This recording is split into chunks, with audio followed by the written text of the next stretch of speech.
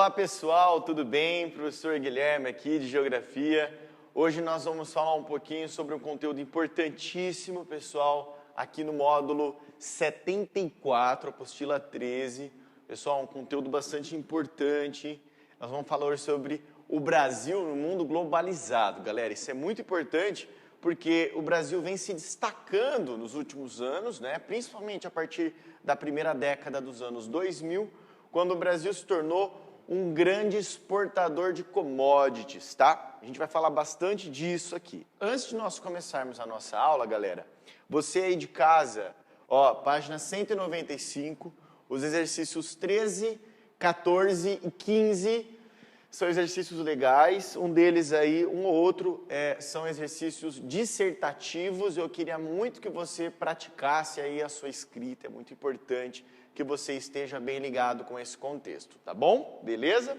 Então vamos começar? Olha só, gente, o Brasil pertence aos BRICS. Galera, BRICS é bloco econômico? Não. BRICS é um agrupamento de países emergentes, galera. Toma muito cuidado com isso. Muita gente, inclusive o vestibular, acaba querendo te confundir, falando que BRICS é bloco econômico. De maneira alguma. Tudo bem, nós ainda vamos trabalhar blocos econômicos no módulo 75, ok. Mas a gente precisa entender que o BRICS, Brasil, Rússia, Índia, China e África do Sul, né, South America, é um agrupamento de países emergentes cujas características são em comum. Então, eu procurei deixar claro aqui para você algumas características, você vai ter acesso também a esses slides. Peço a atenção de vocês, algumas coisas pode ser que você não consiga aí enxergar, mas você acompanha aí pelo seu tablet, pelo seu computador, o conteúdo na forma dos slides, para a gente poder dinamizar ainda mais o nosso conteúdo aqui, a nossa videoaula, fechou? Galera, quais são as características de BRICS? Essa ideia foi denominada lá nos anos 2000, tá bom? Naquele momento, esses países que eu acabei de mencionar, eles tinham alguns padrões muito parecidos. Por exemplo, BRICS são países que têm economia estabilizada recentemente, tá certo? São países que possuem uma situação política estável, normalmente democracias, né? Apesar de que na China você tem ali um regime ditatorial do Partido Comunista Chinês, de maneira geral lá se diz que há uma democracia, mas de maneira geral há uma situação política estável, tá bom? Mão de obra em grande quantidade, em processo de qualificação, galera. Nós temos uma grande quantidade de população que está cada vez mais se qualificando, isso é legal, no caso do Brasil também. Níveis de produção e exportação em crescimento, boas reservas de recursos minerais, investimentos em infraestrutura. Estou falando aqui de ferrovias, de rodovias, estou falando aqui também de hidrovias, aeroportos, infraestrutura cada vez melhor, produto interno bruto em crescimento, índices sociais em processo de melhorias, né? O Brasil cresceu bastante nos anos 2000, procurando levar um pouco mais de qualidade de vida, principalmente aos mais necessitados, longe do ideal, é claro, né? Só para você ter uma ideia, metade dos municípios brasileiros ainda não contam com saneamento básico, eu estou dizendo água tratada e esgoto coletado. Essa é uma realidade muito cruel do Brasil, porém que nos últimos anos veio melhorando, entendeu? Diminuição, embora lenta, dessas desigualdades. O Brasil ainda é um dos grandes países desiguais do mundo, assim como a África do Sul, assim como a Índia, assim como a China. Todo mundo fala que a China é uma grande potência, de fato, mas se você for lá na zona rural da China, a situação, né, de calamidade é muito, muito séria naquele país, né? Rápido acesso da população aos sistemas de comunicação, mercado de capitais, né? O Brasil tem a B3, que é a nossa Bolsa de Valores, que é importante no cenário das commodities agrícolas, tá bom? Então, cara, eu quero que você entenda que os BRICS é importante no cenário da exportação global, principalmente de commodities agrícolas, tá bom? Eles têm todas essas características aí. Tá bom? Vamos voltar aqui. É importante destacar, meu querido, você que presta vestibular no ano de 2020, 2021, que o Brasil recebeu no ano de 2019 a cúpula dos BRICS. No caso, então, o Brasil foi o presidente rotativo, né? Ocupou a presidência rotativa. Todo ano você tem um encontro. Então, no ano de 2019, nos dias 13 e 14 de novembro do ano 2019, o Brasil recebeu o encontro do BRICS. Tudo bem? Esse foi o logotipo. Talvez o vestibular, principalmente as federais, queiram trabalhar esse assunto com você. Voltando um pouco no tempinho, galera, quando foi criada essa concepção, né, a primeira cúpula, primeiro encontro, que foi esse encontro aqui, que você tem os líderes, né, dos países, ainda nós tínhamos a presidente Dilma, que era a líder do Brasil naquele momento, né, foi uma cúpula que marcou um encontro, né, uma troca de tecnologias, uma troca de parcerias comerciais, né, um incentivo à educação, e nessa ideia foi concebida também a criação de um banco, o Banco do BRICS. Muito importante deixar claro isso, tá bom? Com sede em Xangai, lá na China, tá certo?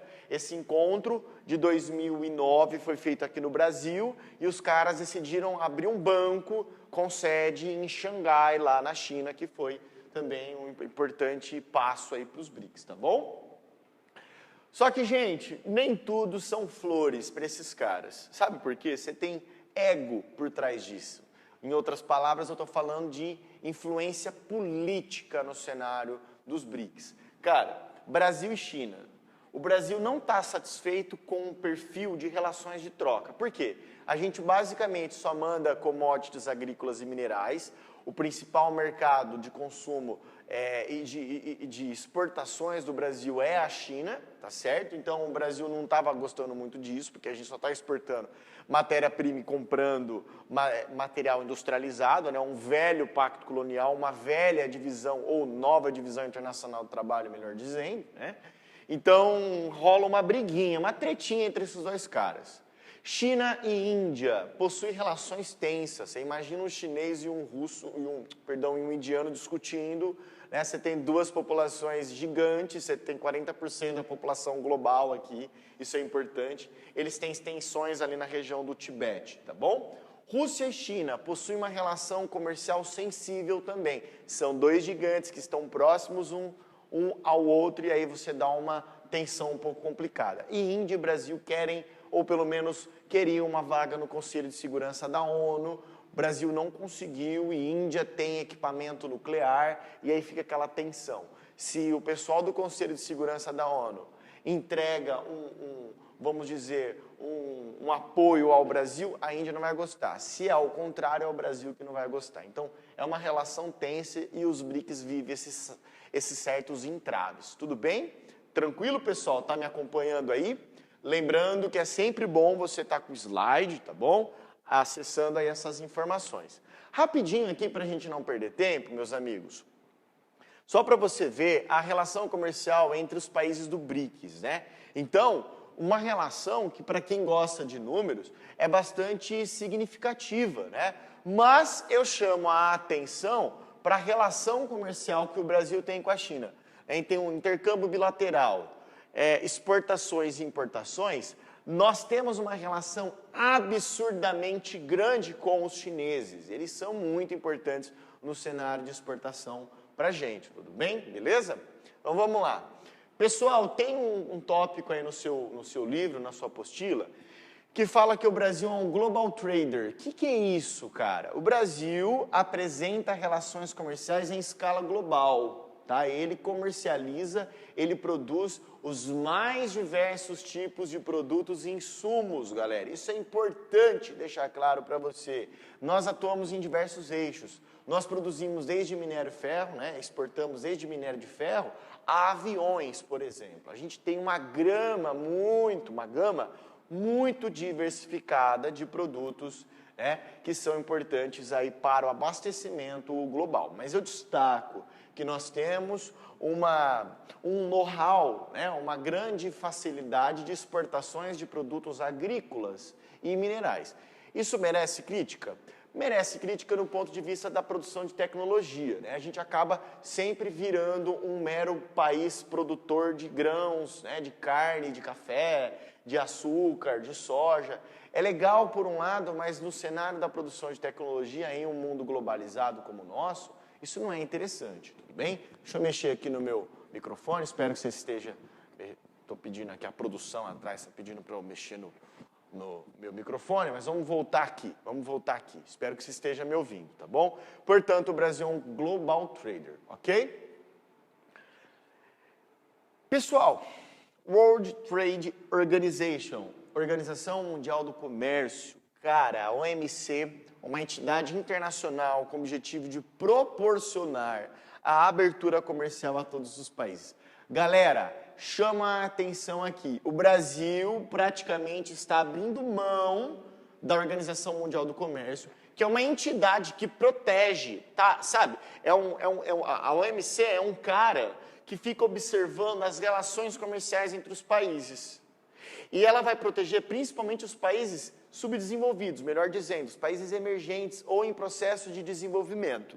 O que vai acontecer? Quando você tem ali os Estados Unidos, que é uma potência, e passa a praticar medidas protecionistas, a OMC fala assim, não deixo.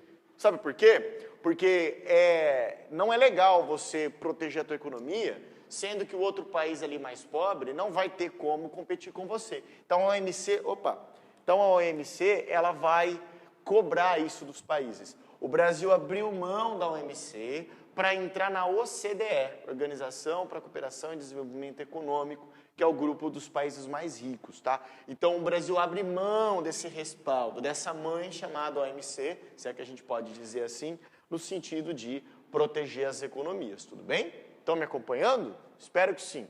Galera, essa é a evolução do Produto Interno Bruto do Brasil.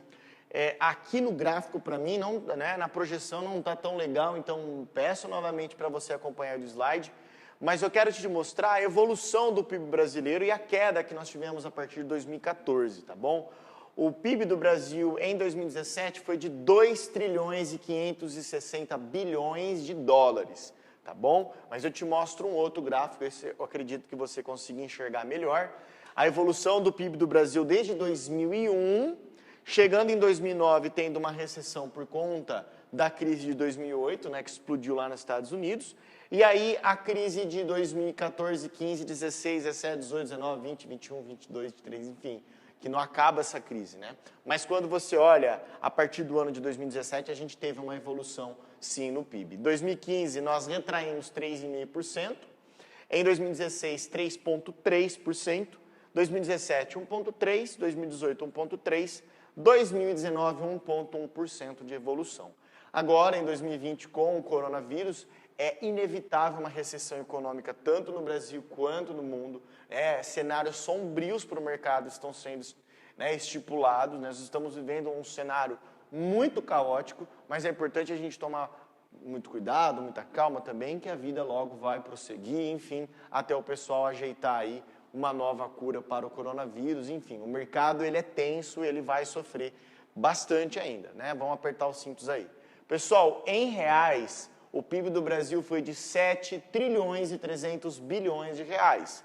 Isso equivale a um PIB per capita de R$ 34.533. Será que todo brasileiro vive com 34.533 durante um ano? Eu acho que não, né? Tá aí a questão, então, da desigualdade, da concentração de renda, tá bom? Galera, deixa eu pegar aqui meu livrinho, peraí, não sai aí do quadro, tô aqui com o meu livrinho, com a minha colinha, quero fazer um exercício com você, tá bom? Então aqui, ó, o exercício da CES Gran Rio, provavelmente você não vai conseguir enxergar aí do seu vídeo, mas pega lá a apostila, galera, página 193, vamos lá, abriu? Página 193, exercício 1, ele fala que na década de 90 do século 20, será lembrada na história da economia brasileira como período em que o Brasil entrou para a era da globalização. Ó, importante, globalização, em evolução dos meios técnicos, científicos e informacionais. Ao mesmo tempo em que se desmontaram as bases do modelo de substituição das importações adotado desde a década do século XIX. Então, ele fala, ele te dá 4 afirmativas, acompanhe comigo. A primeira fala assim, ó, a estruturação de um novo modelo desenvolvimentista no Brasil permitiu o aparecimento de um ritmo de crescimento econômico classificado como um dos mais elevados do mundo. Sacanagem, né? Infelizmente não foi isso. Pessoal, tome cuidado com palavras mais, menos, todas, sem dúvida. Essas palavras, elas são importantes para você não cair numa armadilha. Às vezes, quando você tem questões muito generalistas, cuidado, tome muito cuidado, tá? Então, eu vou descartar a primeira aqui, ó.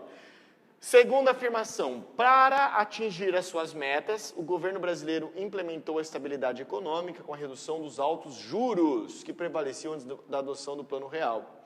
Pessoal, isso é importante, tá? Isso é importante porque houve mesmo aquele plano bastante interessante na questão dos anos 90, né? Colocadas pelo Itamar Franco e pelo Fernando Henrique Cardoso, quando nós tivemos a implantação do Plano Real. Isso deu uma certa estabilidade e controle inflacionário para a gente. 3. A redução dos gastos públicos e a diminuição do papel do Estado na economia levaram a cortes nos investimentos em infraestrutura, piorando a oferta de serviços públicos. É a onda neoliberal, né, pessoal? Apesar de que nos anos 2000 nós tivemos alguns avanços interessantes, nós poderíamos avançar ainda mais, mas nós tivemos um problema relacionado, né, pessoal, a cortes de investimentos. Isso é muito sério. Por fim, a paridade cambial na questão 4 aqui, né, que marcou este período, resultou em uma aceleração do consumo e, em consequência, no aumento da oferta de emprego e na elevação de vida da população. Pessoal, embora o consumo, sim, tenha aumentado, a qualidade de vida da população um pouco melhorou, sobretudo aos investimentos em educação, saúde e saneamento básico. Galera, acabei de falar, cara, nós tivemos um problema muito sério, temos um problema muito sério, que é o de saneamento no Brasil. Como é que você pode ter um país que não tem metade dos municípios sendo oferecidos a eles água tratada e coleta de esgoto? Isso é muito sério, tá bom? Mais uma questão, mais uma só. Ó, essa aqui eu acho que você consegue enxergar daí. A 2 da Universidade do Pernambuco fala assim, ó, a recente desaceleração econômica global afetou negativamente 16 países, inclusive os países do BRIC, tá bom? Dos BRICS, melhor dizendo. Essa desaceleração, ela vai se dar por quais motivos? Né? E quais países, né, vão se envolver? Esses países vão sofrer a diminuição da sua estabilidade econômica, isso é fato, não é? A queda na espiral inflacionária, de certa maneira, você tem alguns países que vão controlar a sua inflação. Né? A gente tem essa questão relacionada a gente aqui no Brasil. O aumento dos riscos e impactos dos investimentos, isso sem dúvida, né? Olha o que está passando a gente aqui com o coronavírus, isso é fato, é verdade. Então, a primeira é real, a segunda é real. A queda na estabilidade jurídica, exato, a gente vai sofrer, né, uma preocupação em escala jurídica também nas instituições. E, por fim, o aumento das taxas de emprego no setor secundário. Setor secundário é o setor produtivo, da indústria. Tá bom, pessoal? Então, nós não tivemos aumento nas taxas de emprego, pelo contrário. Quando você tem desemprego no setor secundário, setor da transformação, setor da indústria, é problema. Tá bom, gente? Então, vou ficar com a letra D, tá bom? Bom, meu tempo está estourando aqui. Eu vou deixar essa daqui, a última questão, para você fazer como tarefa também. E vou reforçar. Página 193, o gabarito dessas questões que a gente acabou de trabalhar, 1C, 2D, 3D, e a tarefa eu estou reforçando novamente. Pessoal, espero que você tenha aí acompanhado a nossa aula, um conteúdo que está sendo feito para você com muito carinho, para você poder estudar da sua casa, do conforto. E eu quero deixar muito claro também que eu, professor Guilherme, estou muito à disposição de você. Entre em contato conosco, mande e-mail, entre em contato com a escola quando você tiver dúvida. Nosso desejo é você continuar estudando dentro de casa, tá bom? Nós não estamos de férias, nós estamos trabalhando muito para você conseguir sua tão sonhada vaga lá no vestibular. Fechou, galera? Valeu, obrigado!